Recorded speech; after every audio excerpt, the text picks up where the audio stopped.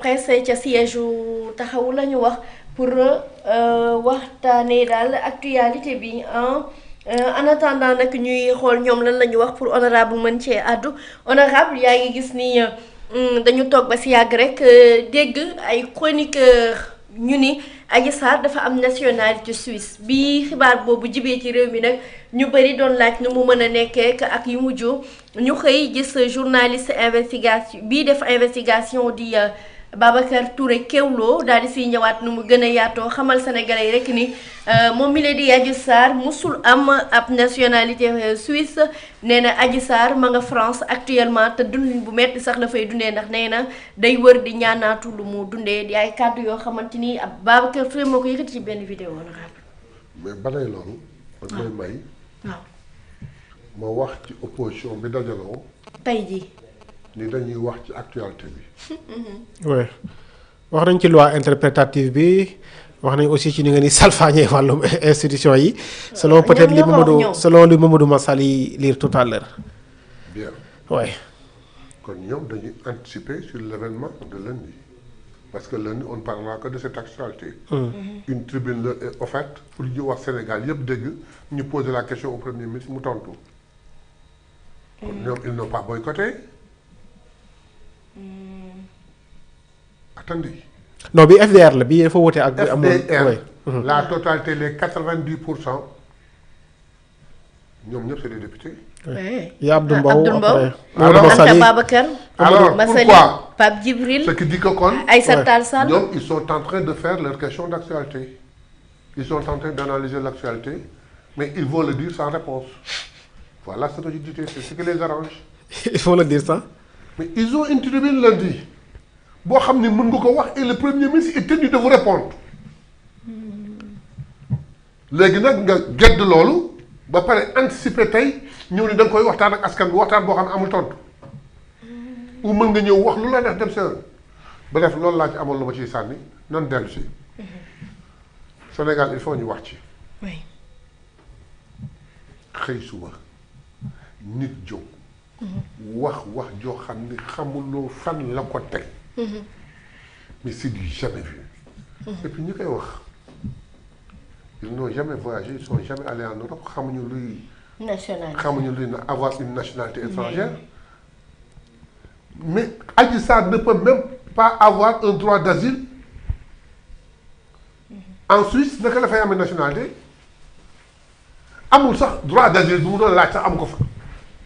naka la fay amee nationalité. ah honorable loolu révélation la de amu ko fa. lu ko fa lan boo ko fay jox. en fait. un droit d'asile avant d'arriver à la nationalité. oui. c'est quelqu'un qui est persécuté ou qui a peur ou qui est persécuté chez lui.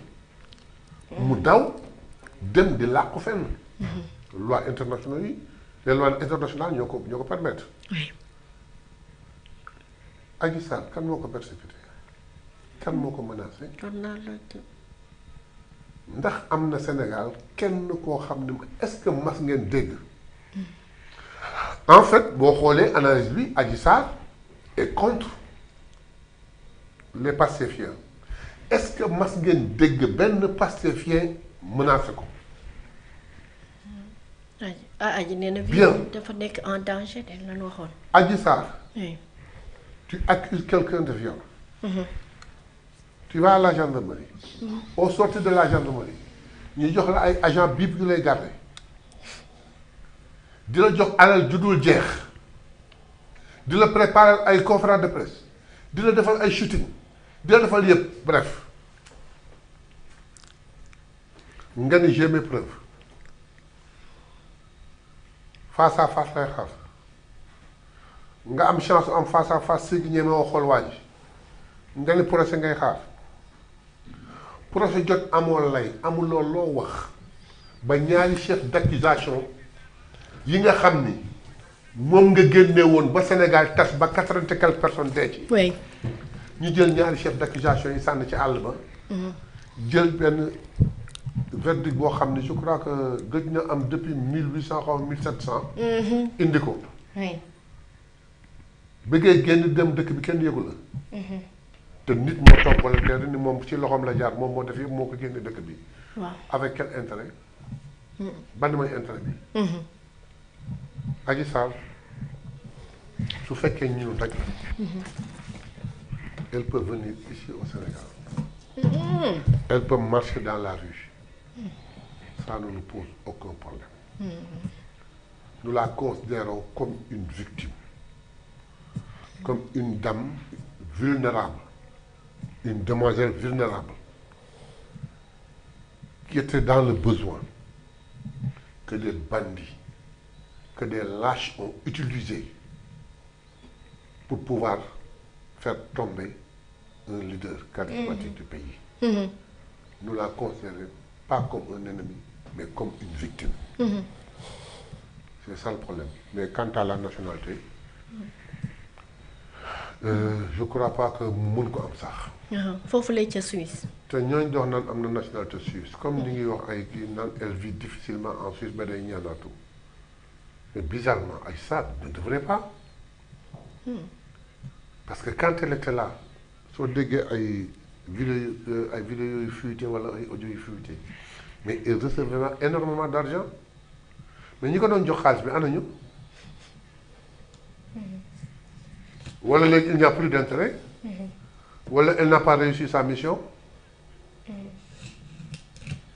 ah son avocat kenn déggatu ko. et puis Adji Sarr n'est pas un événement boo xam ne daf ñuy perdre du temps au Sénégal. oui. On tourne la page et on passe à autre chose plus sérieuse. Honorable nga dégg fii ba tey ci face ak taskatu xibaar yi son excellence le père de la patrie Bassirou Diomaye Diakhar Faye mu ni yëg na ay agissement yoo xamante ni son prédécesseur Macky Sall def na ko mi ngi koy def ci jëmale ko ci moom mu jël tole waa APR ñu ni le président de la République dafa manqué élégance républicaine ndax yooyu les kàddu waru ko woon yëkkati. Je ne sais pas ces gens-là. Ils sont amnésiques ou quoi. Ils ne réfléchissent pas, ils oublient vite. Il a simplement dit, et dans un langage très diplomatique, oui. que sama diggante ak moom après la passation, ñu accolade, il n'y avait plus rien dans mon cœur. Oui. ma jox ko avion bi mu ni day umra ji. ma ne ko boo demee ñaanal ma. mais teewul ma xam ni am na yu muy lijjanti ci dëkk bi ay jëf yu muy jëf. xam naa lépp. moom loolu la wax ñu koy fustiger. li mu wax est-ce que am na benn Sénégalais bu mu ëpp. léegi nag nañ ñëw ci Macky ak prédécesseur am. lu mu waxoon ci prédécesseur am. dafa sàcc ay moquette dafa sàcc ay tableau. que palais ba toppatoo ko ba ay janax ak ay mbuuta fa ne. lu gën a ñaaw loolu. ñoom fàtte nañ loolu. il faut qu'ils arrêtent. gis nga chroniqueurs yi di yóoxu di waxateeku di wax muy dox. gis nga yenn journalistes yi di rey seen bopp di xotteeku. waxuma de seen confrère moo wax. te kenn weddeeku ko ba léegi. ñii di fayeeku 250 000 ñii di fayeeku 500 000 ñii di fayeeku 1 million ku leen koy fay. point d'interrogation. président nag am na fu mu yem bu ñu waxloo. bu ñu waxloo. xam nañ lu bare toog ci. yéen de. ñun xam nañ lu bare toog ci. loolu dama ci wax. acca Cheikh Ahmadou Bamba. waa FDR actuellement lan lañu wax ñoom yan kàddu lañu yëkkati. waaw.